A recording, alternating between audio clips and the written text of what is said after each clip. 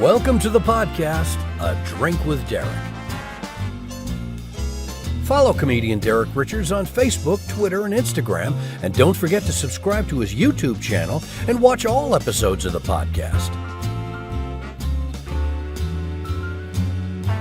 Now grab a drink and join your host, Derek Richards. Hey, what's going on? Welcome to the podcast, A Drink with Derek. Derek Richards here in Las Vegas, my website, DerekRichards.com. Thanks for joining me. Excited about today's show. As always, we never have a lousy guest. We just don't, because they're all handpicked. Anyhow, excited to have our guest on here in just a few moments. But before that, do want to thank our sponsors over at Vegas Sports Advantage. These guys are fantastic. If you're going to bet sports, you got to go ahead and use research, and these guys do all of it. Go to their website, VegasSportsAdvantage.com. They have all their picks on there. Well, they tell you their records. They're not going to tell you their picks. They'll tell you their picks if you subscribe to their service. And if you do that, type in the code Derek35 when you go on there. Derek35, special promo code for podcast viewers and listeners. And you get 35% off any of their packages. You got all kinds of college football coming up. They have been crushing it in college football. You got college football playoffs, NFL is cranking, NHL, NBA. Again, VegasSportsAdvantage.com. Also, while you're online, holiday season, holiday shopping, grab a copy of my album, Double Down, which is available on iTunes, Spotify, and Amazon. See how I did that? Tied in with the holidays. Grab a copy of that for someone who enjoys a sick, twisted comedy album. Also, to the Irish Comedy Tour. Starting back up here pretty soon, coming up in March. We're going to be starting off March 3rd in Old Saybrook, Connecticut, and then roll through New York, Pennsylvania, Massachusetts, got some Florida dates. Very excited about having a couple of new guys join us. Patrick Garrett is going to be on March 3, 4, 5, and then Michael Malone is going to join the tour starting March 9th through the 20th. TheIrishComedyTour.com is the website to go check out, and see us on Amazon Prime before you come see the show. Now, my guest today, had a chance to work with him in Las Vegas a couple times. Most recently, about a month ago, something like that. He's been, two-time writer for the Academy Awards. You've seen him on King of Staten Island. He's got 4 specials on Comedy Central, over 100 television appearances. He's got 6 albums in rotation on SiriusXM satellite radio. He is here now. He's got a podcast, too, with his wife called My Wife Hates Me. You have got to check that out. But right now you can check him out. Rich Voss, comedian, here on A Drink with Derek. I live in a townhouse community. And I own my townhouse. A lot of my neighbors are renters. And I don't really want to talk to them because I don't want them to think that, that I also failed in life, okay? You know what I mean? So I can't come right out and say, I try to be nice. I can't come out and say, hey, fuck off, I'm a homeowner. I try to be, all right? Get away. I try to be nice. Don't walk by, go, how you doing? I go, well, I guess as well as you can when you're thinking about refinancing.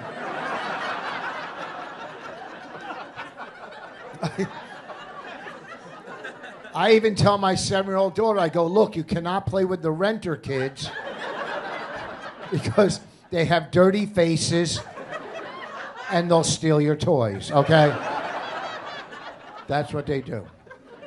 And I tell her, if they touch you, you'll grow up to be ugly and unpopular. And she's 7 years old, so we really stress popularity way, way above academics. That's why we give her 1 meal a day and laxatives so she could grow up to be skinny and beautiful and likable. And when she walks on a plane, people don't go, oh my God, don't sit next to me.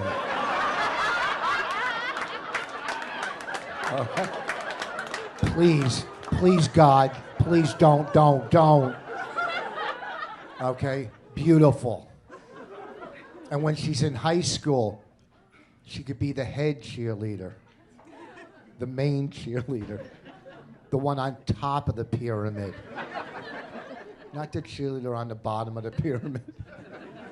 Nobody gives a fuck about the cheerleader on the bottom of the pyramid. You don't go look at a house and go, nice foundation. You go, beautiful house. That's my daughter. Because we taught her how to throw up after meals.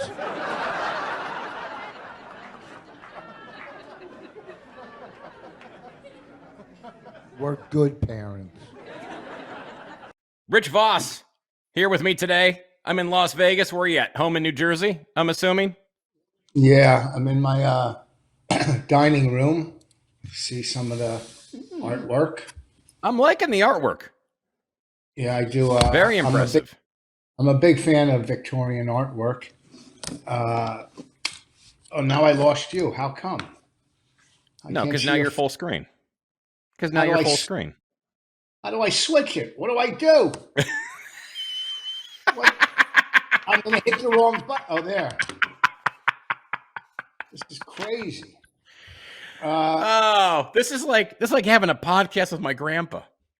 Yeah, everybody says that. I'm not the most technical, savvy type of guy. That's not, if I was, I'd be selling out theaters because I would be gigantic on TikTok or whatever those things. I can't go on TikTok. I don't want to run into my daughter on TikTok. My 14-year-old. Hey, Dad, what are you doing here? You got 3 kids, though. You have 3 kids or 2 kids? 3.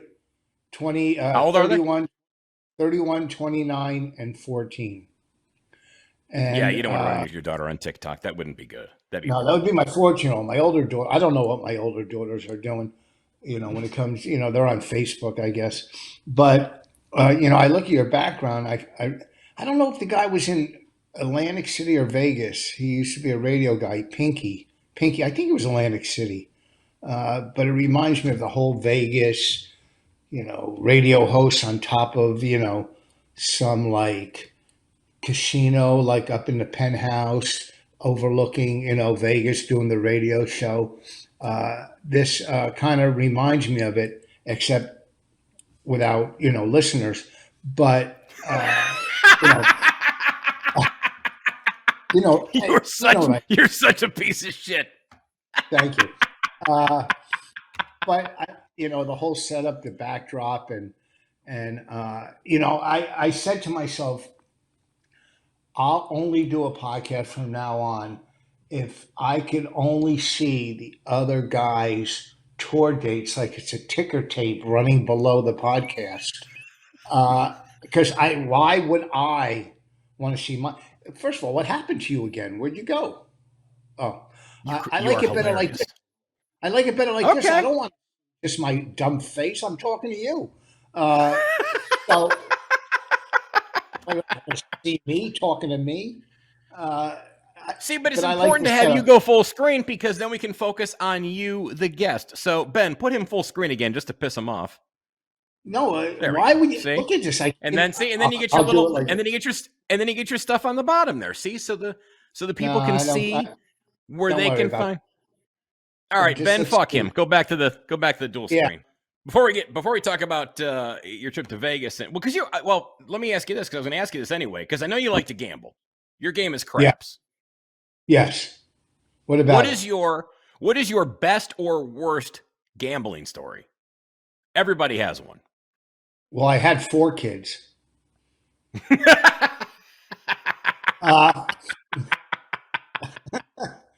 I don't know, the best. There's no, did you ever walk away from the table and go, this is what I need to be doing all the time? Well, yeah. Everybody always has some kind of a story where you clean up with a pile of chips and you're like, this is the greatest day ever. And then what's the biggest win you've walked away with from a table? Well, what happened with craps, I was working years ago at the Comedy Stop at the Trop in Atlantic City. And between shows, I just walked up with $5, passed the crap table, and I put it on 12. And it hit. So I won 150. I go, this is the easiest, best game ever. $500,000 later. I might have won, $1,500, $2,000 here. I've never hit like 10, 20, 30, 40 grand or any of that. I'm never one of those guys. Like the last time I was in Vegas when we worked together, Hmm. I went down. First of all, minimum bet was like 25 uh,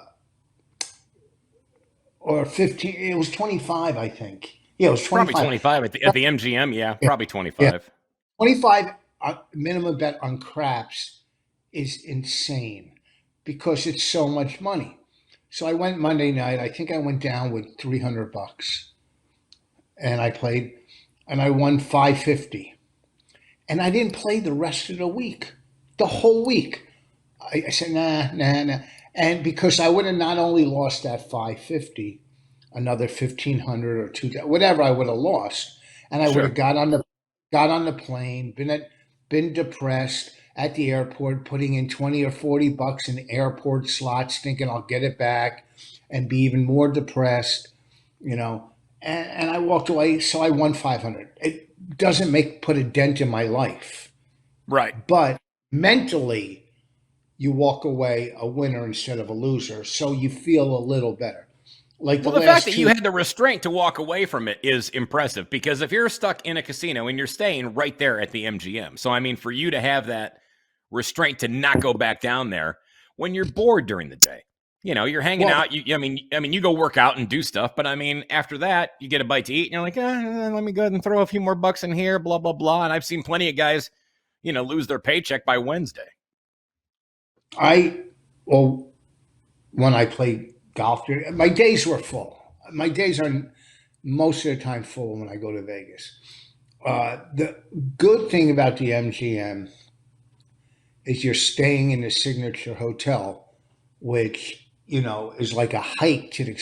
Like when I've worked casinos where I could run back and forth to my room while I leave money in my room or credit cards in my room and go, I'm going to go down with 200. Right. 7 trips later, back and forth. Well, it's like when I smoked freebase, I would hide it, but I knew where I hid it because I hid it, and I would just keep going back and back. You know, one time I nailed my basement window shut and nailed everything, and I hid it downstairs and nailed everything shut, and I just kicked those windows open. So, the same with gambling. Uh, you know, it's not the money, obviously, it's the action. I'm an addict when it comes to Right. anything. I'm addicted to instant gratification. I got 35 years sober, but I have 40 pairs of Jordans in my bedroom. I have Right. seven. It's the emptiness inside, trying to fill that empty hole that lurks right here. It's probably called comedy, and filling it with whatever fucking horrible thing makes me feel good. If it's not a tuna sandwich or sneakers or even just whatever. It's that horrible hole and that instant gratification. So I've never won really big at crap. And I always say to myself, I go, oh, if I win, if I hit the pick six, or I'll quit. I win big at craps. I'm still gonna play.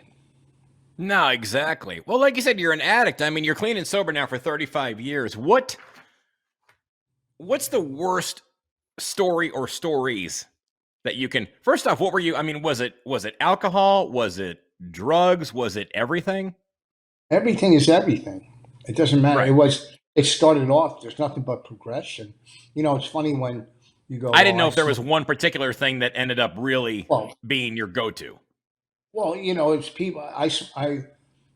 My bottom was freebase, smoking coke for the last couple of years. But I drank, I got high. But my main goal was to freebase.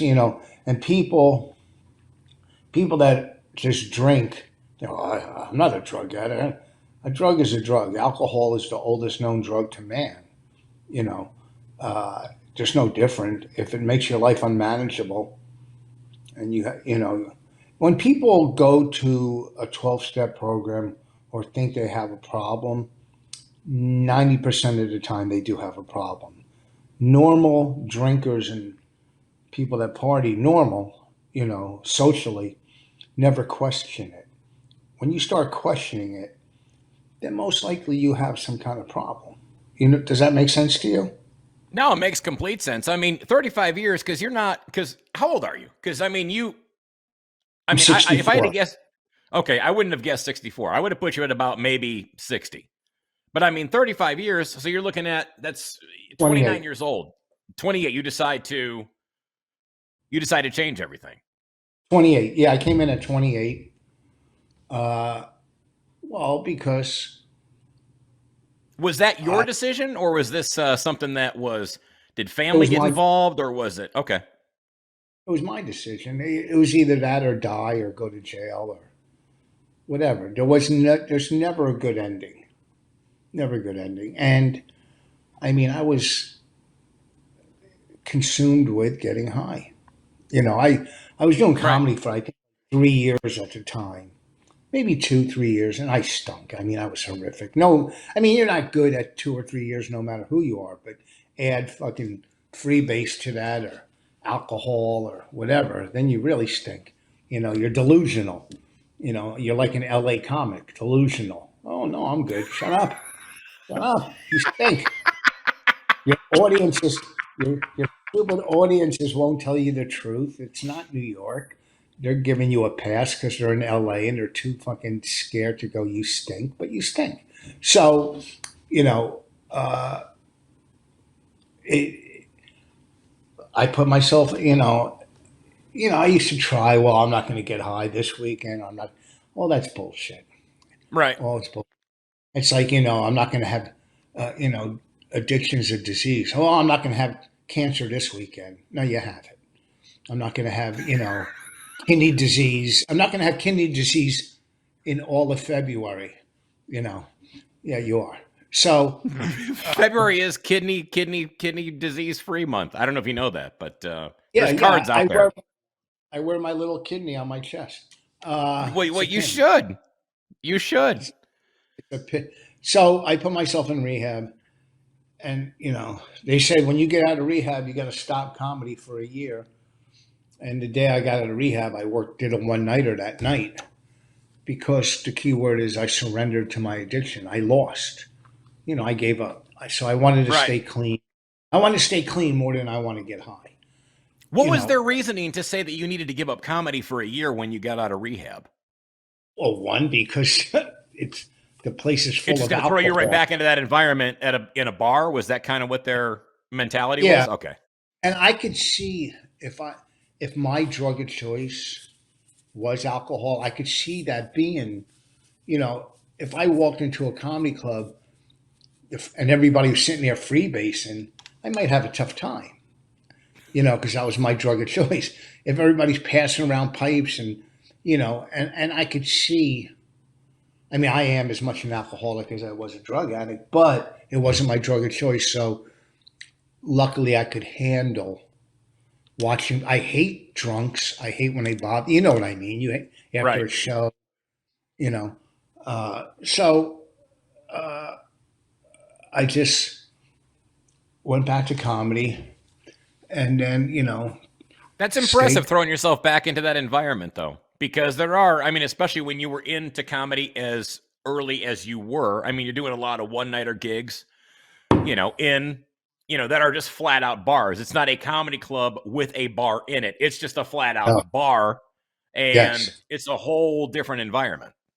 yeah, one nighters back. There were so many one nighters back then in Jersey, New York, Connecticut. You can make a living just doing one nighters. I don't. Who even knew if I worked a real comedy club? You know what I mean? Right. I guess I'm here and there on the weekends. Place the upper deck. I remember working the upper deck, and Ray Romano was the middle, and I was going last. I'm going, oh, this guy's pretty fucking funny. I did one nighters, weekends here and there on the road or whatever. I used to go on the road and host. When I first started, but I was getting high then, and I was, running with other people that got high. but there was so much work back then. But then, the weeks turn into months, into years. You progress in the business. You end up hanging out with other sober comics. You have your crew, and you work your way into, I don't know, 37 years doing this, and you end up doing this podcast. So who Isn't it? who can Isn't it? complain? Who Isn't it? Isn't it amazing how life just fucks you? you know? And Darren, Who or what? You've been doing this 37 years, 37, 38 years now.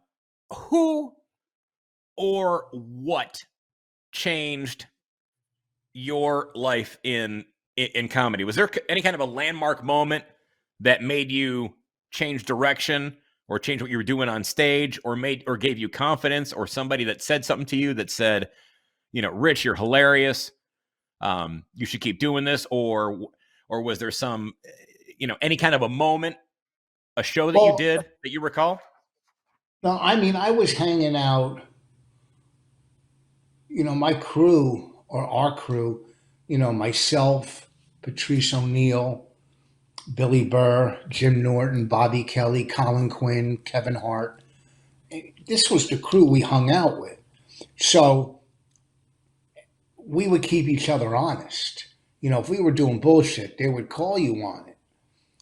And these are all some of the best comics you can, Absolutely. some of the best comics in the business. So you're hanging out with the best. So you got to, it's just like when you play golf. If I'm playing golf with three other players that are really good, I step up my game. If I'm playing with, whatever, obviously. So if you're hanging with the best, you're doing your best to be the best. So you're writing and growing, but also too in comedy, I have, so many life experiences to draw on. Married, divorced, kids, sober, ex-drug addict. I have enough to talk about. And that's not even talking about what's going on in this fucking world. Right. Own a house, lose a house, bankruptcy, house on fire, house flooded. So I have enough. And the more personal you are in comedy, the more original you are because you're personal. Throughout my career, and I know I'm very good at crowd work because I know people. I grew up in environments where there was so many different types of people, in going to a predominantly urban school or black school or whatever, growing up in that neighborhood, white kids, black kids, but predominantly, urban. So I know people and I know lifestyles. So it was easier for me to do crowd work. My wife always said years ago, make a video of crowd work. Do a tape crowd work. And I didn't do it because it was too easy. I just didn't do it. And a million comics have done it now. And they're good too. They're not, it's not that they're bad, they're good. Right. I just think crowd work is in the moment, and trying to make a video or a CD, you're forcing it. And to me, crowd work. No, I agree. It's got to come to you. It's not just going to. Yeah, when you try to manufacture, I got this great comeback about a guy who's a firefighter. Yeah. And then you're trying to find, hey, who's a firefighter in the crowd? And they're like, what the fuck are you talking about? Work. No, that's stupid. But you go ahead. I'm sorry. Go ahead. No, I just figured keep writing and creating. I think all of my CDs get better as I get older, make new ones. I'm going to make one more, a seventh CD or album, whatever you want to call it. I'm kind of stuck at probably like 20 minutes now, 15 new minutes in 2 years, of this pandemic. Wasn't very creative, doing the artwork. And You mean you I couldn't think get creative on doing Zoom shows? Did you do any Zoom shows during the lockdown? I thought that did was like one. the worst. Did you really? I did too, and I'm like done. Yeah. Never again. Yeah. Oh, it's horrible. It's horrible. And I mean, I did some shows outdoors. Uh, uh, I did some At least outdoor that's shows. better than a Zoom show. At least there's people there. Oh, I did a show this summer, the summer before when it was major pandemic, and I'm outdoors. Just maybe 200, 300 people. It was packed outdoors. Yeah. For an outdoor show, yeah, it's great. Well, it was a big lawn and everything, and the stage was right in front of the woods. I go, I'm gonna get attacked by a fucking bear or bitten by a bat trying to do comedy. I go, because I have major fear of bats. Every time I walk in a room, I check the ceiling. Like all of a sudden, a fucking bat is hanging. You know, so Are you serious? You legit have that big of a fear of bats? well, I mean, yeah, bats and rats. Yeah. Okay. Certain. Well, I don't want to even say it. Uh, I'll say it after the podcast. So I'm on stage. There's all these people, and all of a sudden the crowd goes, oh, and I jumped off the stage. It was a flying squirrel that flew from branch to branch. There was a flying squirrel above me. I go, It's a bat. Fuck it. I'm not going to buy a flying squirrel. No, they have them. Okay, no, I know they exist, but I would have listened. If somebody could have said, "No, hey, relax, it's not a bat, it's a flying squirrel," I would have went, "No, I'm out of here. Done. Show's over." Yeah. It was scary. It was scary. So during the pandemic, I did shows. Outdoors. Just some were so bad. We did tape something for HBO Max. Colin Quinn directed it. It was his. We did one of those shows to cars. It was a the drive-in outdoor type thing. Yeah, we did it for HBO Max. I hosted it, and Colin closed, and it was Keith and Bobby, our friend, and Bonnie, and it wasn't easy, especially hosting it. I got to go up there cold, and it was still light out. It was still light out. It was cool to do it with my friends and do something that Sure. and it was for HBO Max, but it's just. And now, even now, I talked about this with my friend Bobby. It's still hard to sell tickets. People aren't going. You could watch comedy on 100 channels. Well, I mean, people aren't just going inside like they used to. So it's harder selling tickets. We had a major tour going before the pandemic. We were selling 1,000 tickets in a show. It was 4 headliners, but who was on the tour with you? It was myself, Bobby Kelly, Jim Florentine, and Ron Bennington, who was one of the best radio hosts and comics. I remember when he had his place in Florida. Yeah. Ron and Ron. He did Ron radio Bennington's down there. comedy scene down there in Clearwater. Yeah. So we had the tour, and we're selling 1,000 tickets, 1,200. Boom, pandemic done.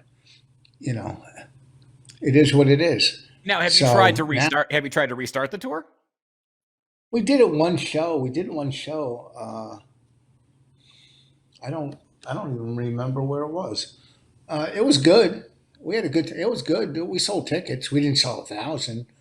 But I mean, that's a killer lineup. I would think that, even now coming out of lockdown, and certainly you have people that are still, a little bit freaky about wanting to go inside and do stuff. But to me, that lineup is killer.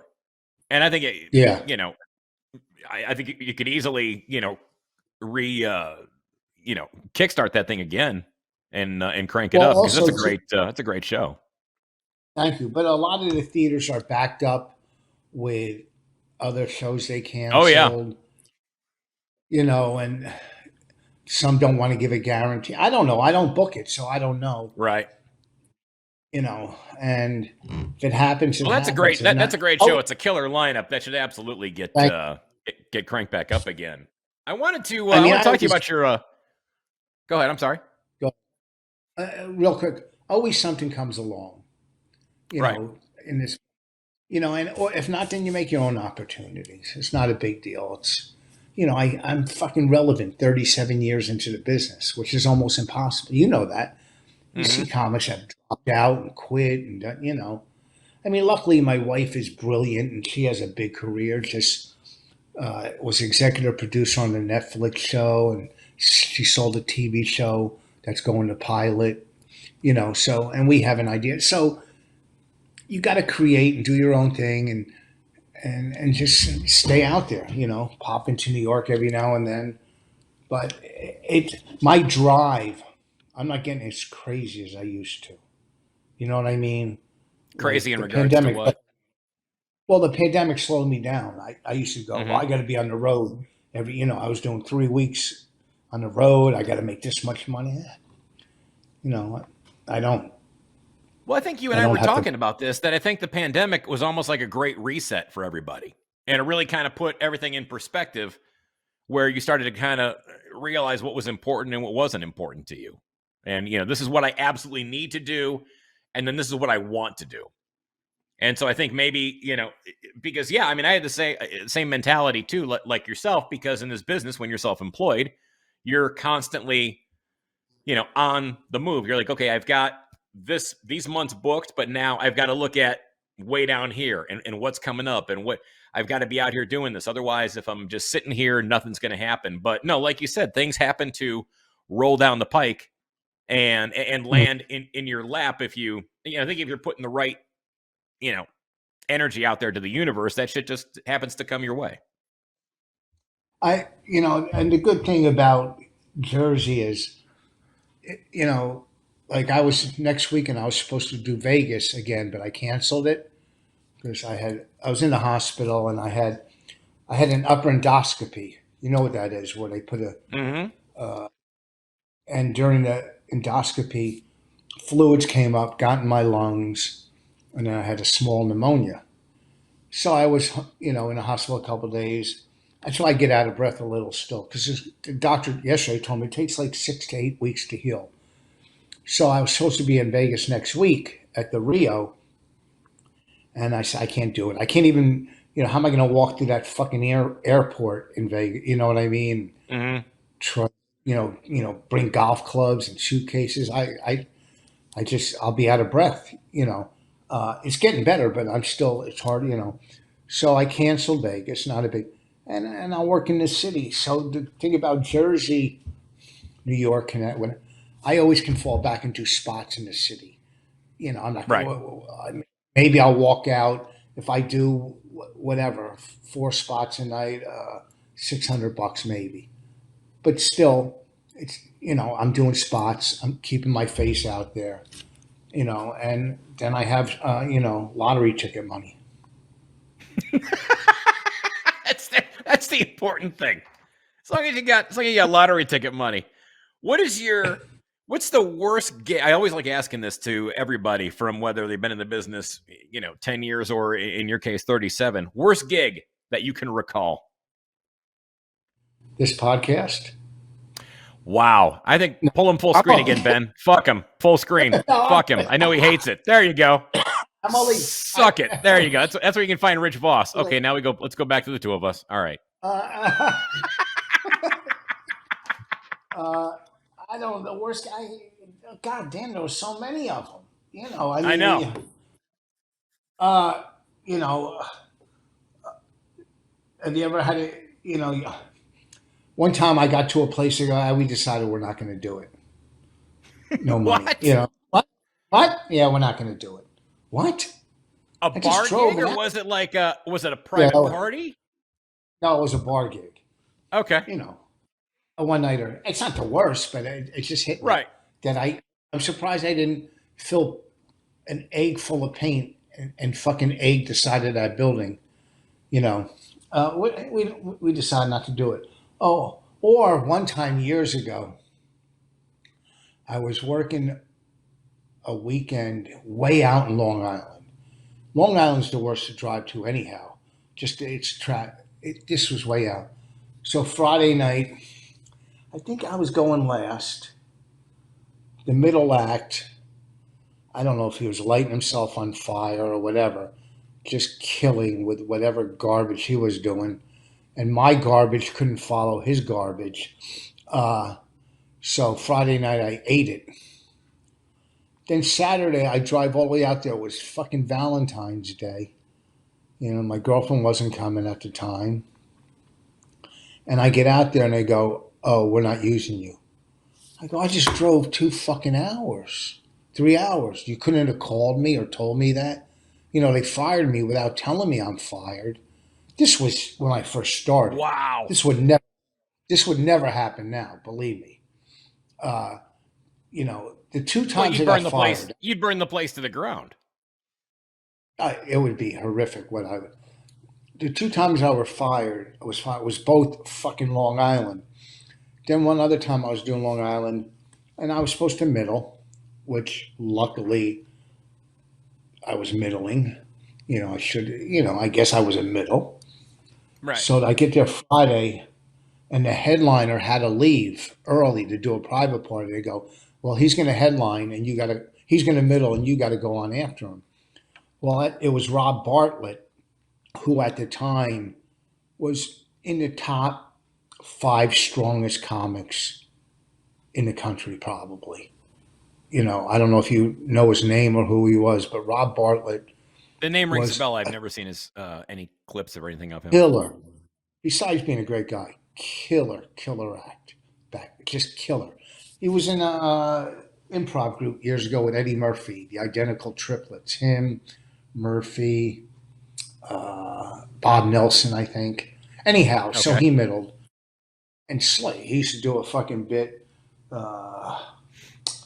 with a tennis racket doing the Beatles. And then he did Dogs at a Cocktail Party that just slaughtered. Dogs at a Cocktail. It was one of the funniest bits back then. So then I get a call for Saturday. "Oh, you're fired." Well, of course I couldn't follow him. You know, this was when I first started. Right. Like, you know, and I'm sure they do that to other comics now. I'm sure there's, you know, some club owners, some are the nicest, like Brad. Well, he's a comic, so you can't really say he's a club owner. You know what I mean? It's a treat as far as Brad Garrett goes, no, exactly. Yeah, he comes from he's cut from a different cloth. Yeah, it's a treat to work for certain people, but some of them are the worst human beings on the planet. And same with comics. There's comics that are the worst human beings on the planet too. So, you know, it's the business we're in, you know, and it's a business where you're almost dealing on rejection on a daily basis. You know, this business, you know, if you work at Apple and you go for your promotion once or twice a year, you got to deal with rejection or positivity only maybe once or twice a year. You know, entertainers got to deal with it on a daily basis. You know, you got to, you know, if you work at Apple, you're not turning on the TV and seeing the guy in the next cubicle with his own cubicle show, you know, but, you know,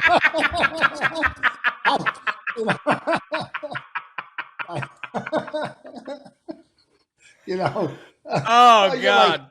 Like, you know, I got to turn on the TV and go, how the fuck did she get a special? Or you know what I mean? It's almost impossible to watch TV without harboring some resentment or anger.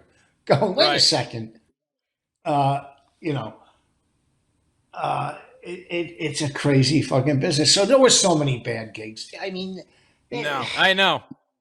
I always like asking that question because there's always at least one that kind of comes to the surface, and obviously in the case of where somebody just said, "Yeah, you're fired," after we put you in the worst possible situation. Yes, I mean that is literally like taking a backup quarterback and making him play defensive tackle, and he just gets crushed, and they go, "Yeah, you're just not going to work on the team." No, yeah. I know. It's the same with acting. It's the same with acting auditions. I walked out of auditions going. I walked out of an audition once for the head of casting at Fox, and before the audition, I said to my agent, I had real bad anxiety. I just got back from Aspen. I go, I can't do this. "Oh, you'll be fine." I go, I can't do it. I have too much anxiety. You know, suffered from generalized anxiety disorder. So I used to get it really bad. I go, I Right. can't do this. Ah, you'll be fine. So I'm at Fox, and I have the sides in my hands like this, and all you could Hmm. do is see him shaking, right? Right? And I'm looking at, and when okay, besides the anxiety, I stink. Uh, that I think the head of Fox Casting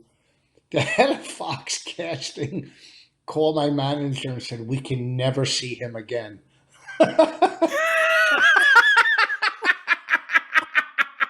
I thought you're. I thought you know what though, as horrible as that was, as the lead-in was, I was half expecting you to go. I got the part. No, that's true. I mean, Well, because that could easily happen too. They could have said, "Listen, this role is not going to work, but we're looking for somebody who has such uncontrollable anxiety and who is such a lunatic. This guy would be yes, perfect." yeah. And then I get on the set and I'd be as calm as anybody. Yeah, and they go, You "No, know, this isn't going to work. You gotta remember that audition where you were losing your shit. Yeah, we need that again. well, We need, I we did need, we need." something. I did one thing for this comic, and they hired me because they wanted me to be mean, but I wasn't mean. But there was a director there. I saw her like months after it. I go, it came out okay. I go, that's not what you wanted. She goes, oh, yeah, I wanted it a little meaner. Well, guess what? Then tell the fucking director to tell me. You have a director there watching me do what I'm doing, and if I'm not doing it right, fucking tell me. You know Right. what I mean? I played. Do you remember that show, American Dreams? It was about American Bandstand. It was on 2 years. It was just Okay. about the 60s. So I got hired to play Lenny Bruce. The clip is online somewhere. Okay. And during the run through all day long, I go, they're going to fire me. They have to fire me. I can't. I go, what am I doing? I mean, the fucking, it was a couple, whatever lines. And then I get to LA and they hand me a fucking script and I got like 5 or 6 paragraphs to fucking memorize and I can't fucking, I mean, to me, like my wife can memorize. I can't, 6 paragraphs to memorize by the morning, and Hmm. that's going out at night and trying to get laid. And so This is I get on this, this is crushing my get laid time. yes. So I get to the warm up in the day, whatever the run through. I Right. go, if I don't get fired, something's happened. Anyhow, once the cameras start rolling, I knocked it out of the box, and plus I started ad libbing, you know, going, this is what I think will work, because I'm Right. playing Lenny Bruce, and I'm doing a scene with the star. Two of the stars from the show are in the scene. They come into a nightclub, and one of them goes, "Oh, that's Lenny Bruce," and then I start picking on them and stuff. But if I get to ad lib, I'm going to knock it out of the box. If I have to go by their dumb script, might not work. Well, and if you're looking to get fired, you should say, "Hey, can I ad lib or do I have to go off of your dumb script?" Script. I know you. That'll I know you that'll guys. end your shoot day immediately. I know you guys have been writing on this show for 5 or 6 seasons, and you're all Emmy-winning writers. But my ad libbing is so much better than your writing. I think we should go with my ad libbing. Okay. I want to test your ad lib skills right now. This is you ever play the game Cards Against Humanity? No. Okay. What's it There's called? Cards Against Humanity.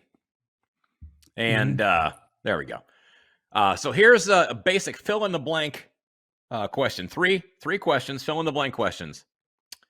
Here we go. In LA County Jail, word is you can trade 200 cigarettes for blank. My butthole. You could do it for 100. 100 on the weekend. On a weekend, it's 200, but during the week, it's 100. Like on Get a a Tuesday deal? morning. Yeah, my butthole's worth a lot less on a Tuesday morning than it is on a Friday or Saturday. Friday or Saturday night, we're talking 200 cigarettes. That's prime Rich Voss Yeah, leather Cheerio time. Friday or yeah, Saturday yeah, after dinner. yeah. Okay. You want Boss's balloon knot? You're paying fucking big money on the weekend. All right. Well, I hate to ask this next question. Why do I I'm hurt sorry. all over? Wait, that was dirty. Say it again. Why do I hurt all over? Emotionally or physically? Emotionally, I hurt all over because I'm a comic, and I went on Instagram and I saw what I saw. So emotionally, it's killing me. And then I hurt all over because my emotions have turned into physical pain now, and I'm old and I can't get out of bed. When I get out of bed, 9 out of 10 times, four of my body parts are going to hurt. So physically, this is not a lie. When I was in the hospital, there's a little plastic thing, with a hook on it. You hook on the bed Yeah. to go pee in. You can pee in it. Oh, And yeah. I Okay. figured, I got to get one for my room because I'm so sick of waking up 4 times a night and walking that's how lazy I am, walking all the way to the bathroom. I go, can't I just piss in my jar and then empty it in the morning? Or I wanted to drill a hole in my wall and put like this like urinal type thing in my wall in my room just so I can get up and piss and it would flow outside. But that would be a lot of work, and I don't want fucking animals to crawl through the hole, when I'm sleeping, and all of a sudden, Your glory hole of urine. yes, you know. So I'm not gonna drill the hole in my wall or get the plastic thing. But what was the question, dude? Never mind. You answered it. Finally, the last question. Fill in the blanks. When I was tripping on acid, blank turned into blank. God, the worst drug ever, acid. When I was tripping on acid, the girl I imagined going out with me ended up going out with me in my imagination, and and and and and and that girl's name was Dick Buckus. Uh,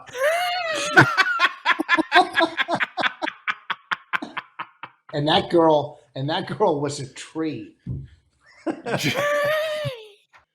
You're very lucky. You're married to an absolutely hysterical woman. You have told me some of the jokes that she has said before.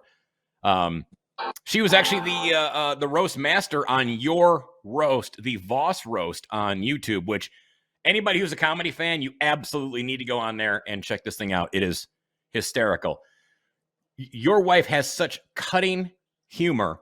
I want to go ahead and pull the clip. This is one I about sprayed coffee on my computer when I saw this. Let's go ahead and roll the clip of Bonnie McFarlane hosting the Voss roast where she is slamming Jim Norton. Let's go ahead and take a look at that here right now. Truly, the only thing more boring than the behind-the-scenes drama of a serious radio show is a serious radio show. Jim, I'm sorry, I can't listen to it. Your show is so awful. I cannot listen to it. I'd rather hear my daughter drowning. I'll be honest with you. I do not like it.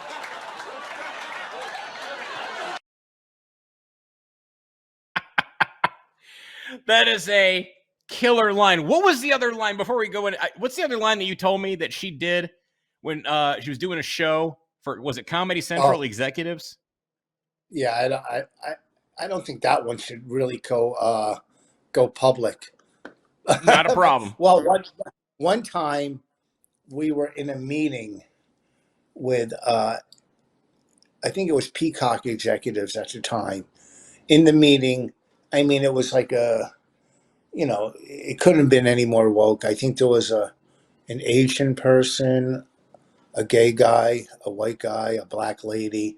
I didn't know what to wear, whatever. So I get in the meeting. It's a college brochure.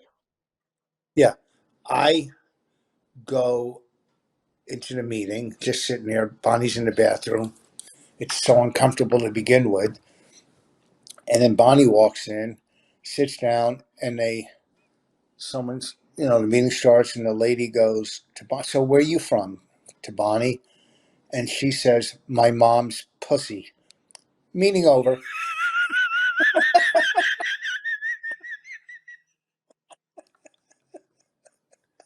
We, uh, we were, we were selling a pilot to comedy. We were, we were selling a pilot to Comedy Central. Already New York bought the pilot. They were definitely in. So everybody from LA came in for a big meeting. I think her name was at the time Lauren Correa, all the big shots from LA and New York. And we're in this meeting and it's going great. And then we start talking about comics we like. And then Bonnie brings up or the name Colin Quinn, or I bring up Colin. It's one of my favorites. And Bonnie says, you remember him, the guy you fired? Because a tough crowd. In the Wow. middle, Yeah. yeah, you remember Colin, huh? The guy that you canceled? And I'm like, she doesn't care. I mean, she's a lot better now, now that things are happening. Now, when you walk out of a meeting like that, this is your wife. So, how's the conversation when you walk out? Do you look? I mean, do you just go, that's my wife. Hey, we're good, or do you get in the elevator and you go, hon, you could have maybe not I been go, so honest, or do you just not say anything and just let it lay there? I don't 9 out of 10 times I'll go, man, that was funny. Uh, that was funny. Funny as a comic to me trumps everything. You know, Right. it's just, we're not fucking, CEOs at fucking Apple, or Microsoft. Uh, ugh, we knew we were selling the pilot, so it didn't Right. fucking matter. If it was something that depended on the meeting, I mean, it Right. did depend on the meeting, but we knew, you know what I mean? Sometimes you just know. Right. So 9 out of 10 times I'll go, that was, being funny. I try to be funny all the time. And sometimes she get like now she's Mrs. Fucking, she's so woke, it's unbelievable. I was playing golf maybe 2 weeks ago, 3 weeks ago. Who's so And woke? Your wife? yeah, it's unbelievable how woke she is. But she'll still try to be funny. But, Right. so I'm playing golf a couple of weeks ago, me, a friend, and they joined two people with us, to make a foursome, two strangers. Right. And I get to the first tee, and the lady goes, are you Rich Voss? Ugh. You know, I saw a comic in Point Pleasant. His name was Rich Voss. Well, you don't remember if I'm him? So eventually she knew it was me. But this lady would not shut up. Every fucking hole, just yap, yap, yap, yap. So we're on the fourth hole, and I hit the ball in the sand right off the tee box. And she says, I have a shovel. And I go, well, I wish your partner would hit you in the back of the head with it. Right?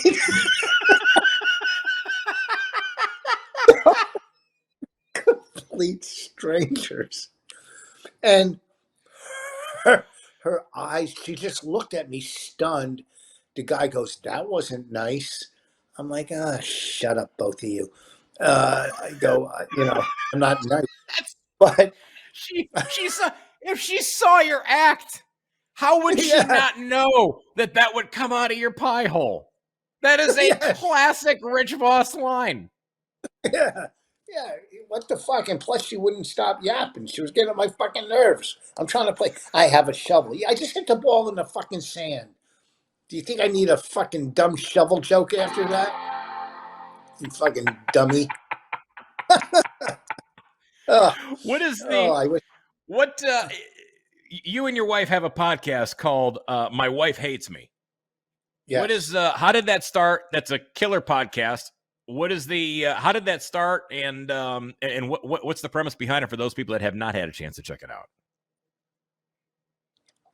Well, I guess it started like 8 years ago. Bobby Kelly, who's one of my best friends, his network, he goes, "You two should do a podcast," and I guess people were starting to do them, but we were still like 2 years late, 2 or 3 years. Uh, so she came up with the name, the theme song, and everything, and it's just her and I fighting. Or we've done about 500 episodes, and we've never had a guest. Uh, Except when we do live shows. Like we just did one at this festival, My Wife Hates Me, and we bring on celebrity comic marriage counselors.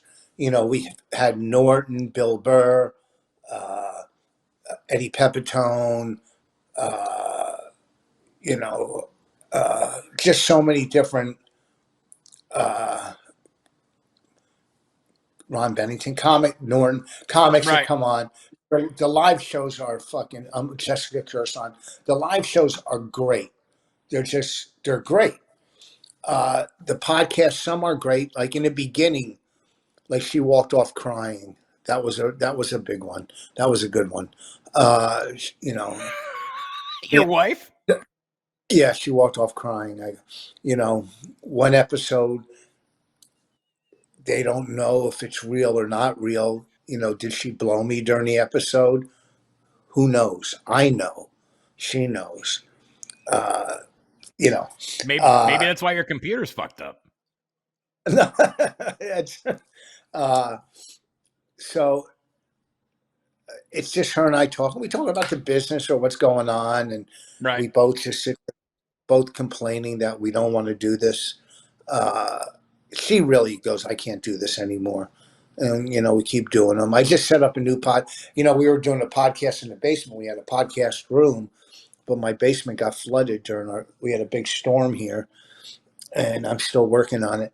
So I moved the podcast. I just set up a new area up here in the dining room, and she's in Canada. She gets home tonight, uh, and we'll do one tomorrow.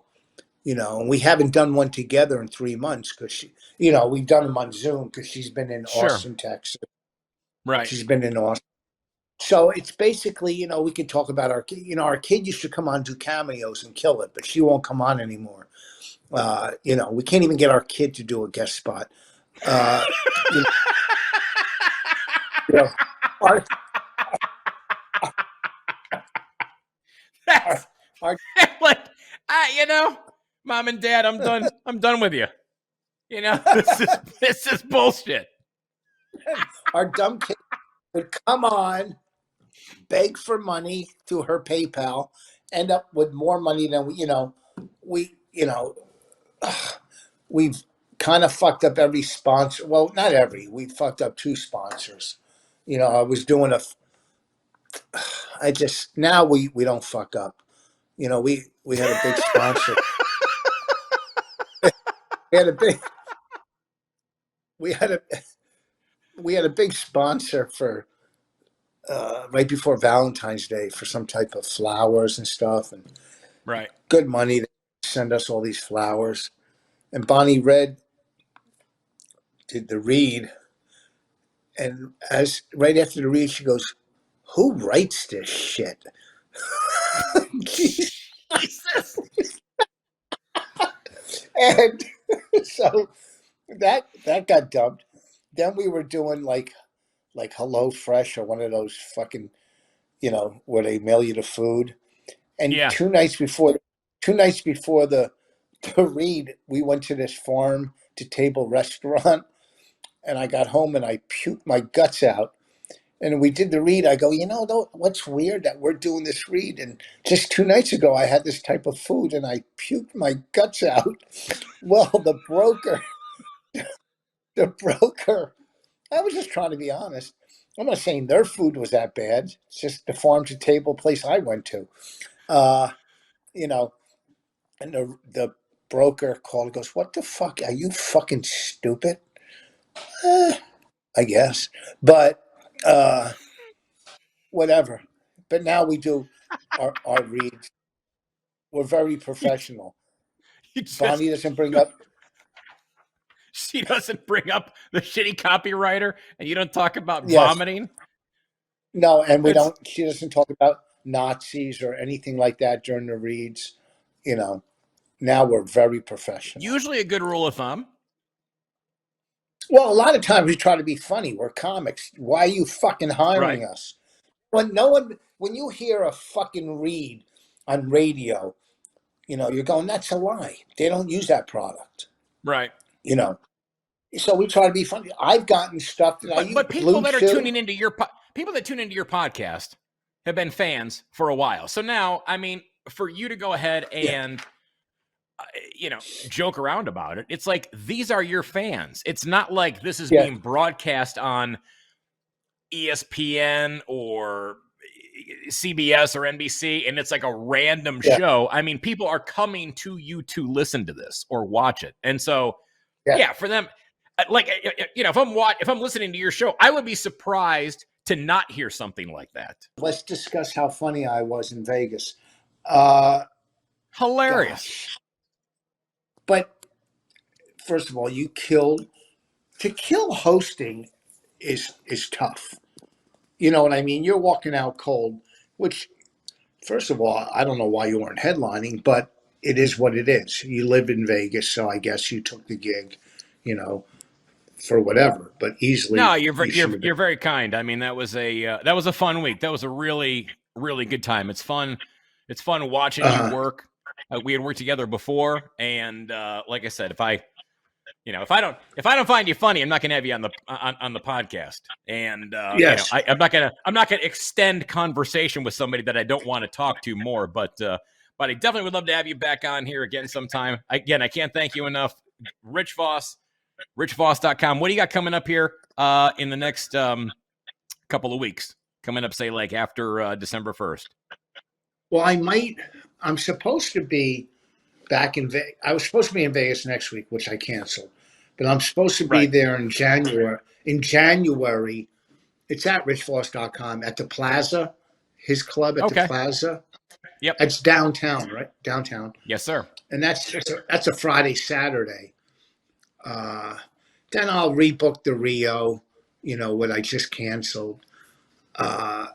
So no, and then we'll see you back at Brad Garrett's club at the MGM too. You'll be back there as well in the new location and their new spot inside the casino. Yeah, and I love working there. First of all, it's just I'm not kissing ass because if it was a club owner I didn't like, I would tell you. But working for him, and Cindy, who I'm friends with her husband, and she, what I like about Cindy as somebody who runs a club, she watches the shows and knows what's going on. You know what I mean? It's not just about selling tickets or, numbers. She will go in her head, that person's funny or not funny, or right for the room or not right for the room. You know what I mean? It's, so you go to some clubs and they go, well, he sold this many tickets or she sold this many tickets, they can come back. It's a lot more for her than that, which is good because I want every fucking club owner, every manager to sit and watch me because I'm not going to fail. I don't know how ticket sales are, but it's not all on my back. Some of these clubs should start putting out some more money and doing their own promotions, and not depending 100% on comics. So that's what I like about her. Brad, the first time I worked there, or one of the times I get a call from Brad, he goes, great show. I wonder who told him that. And then I found out he could sit and watch the shows at his house from, a camera. Mm-hmm. I didn't know that. And then I got to work with him there one time, which was great. So It's a great club. It's one of my favorite clubs. The only problem is that fucking walk from the Signature Hotel, through through half of Vegas, through half of Vegas to the fucking club. But I got my steps in for the year working there. It's, and I got a lot of clubs like that, and whatever. So. No, man. Again, I can't thank you enough for coming on here. And although it's hilarious because you're holding your phone right now, and it looks like we've done the last 10 minutes of this in an earthquake, which is hysterical to me. Oh, hold on. Oh, because I'm a shake. That's why you look like a completely unfazed person in an earthquake, in like a in literally like a tsunami. The world is going to end earthquake. Well, after that horrible earthquake in Haiti, which was horrific, I don't know how many years ago it was. Did the comic Earthquake have a tough time getting work? I mean, who's gonna, I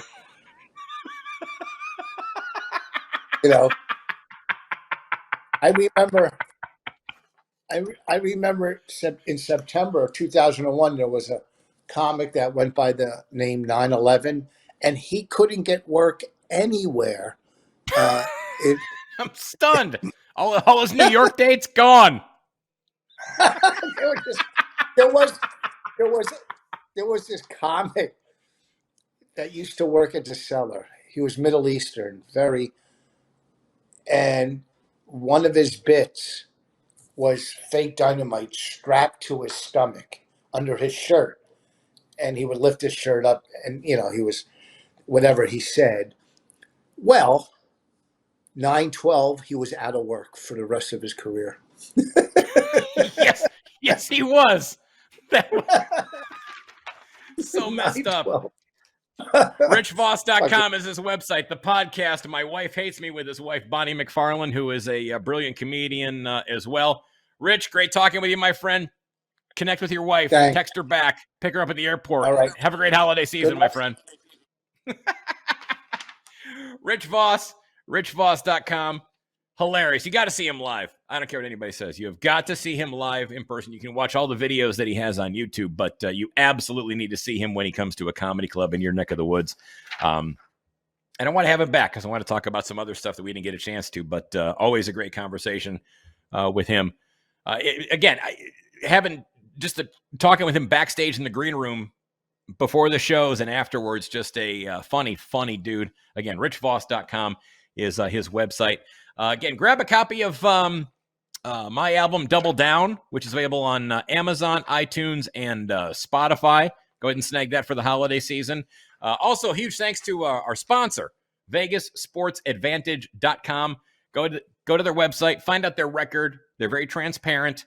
At Vegas Bets for You on Twitter.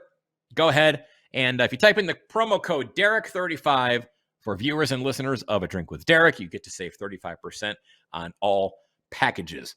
And the Irish Comedy Tour starting back up on March the 3rd in Old Saybrook, Connecticut. Make sure you check us out on Amazon Prime, our special, and we've got some new additions to the tour.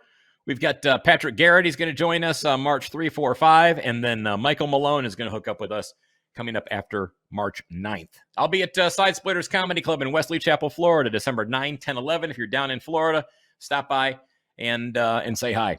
DerekRichards.com is my website. You guys are awesome. Thank you so much for listening, watching, and we'll see you next time. Bye.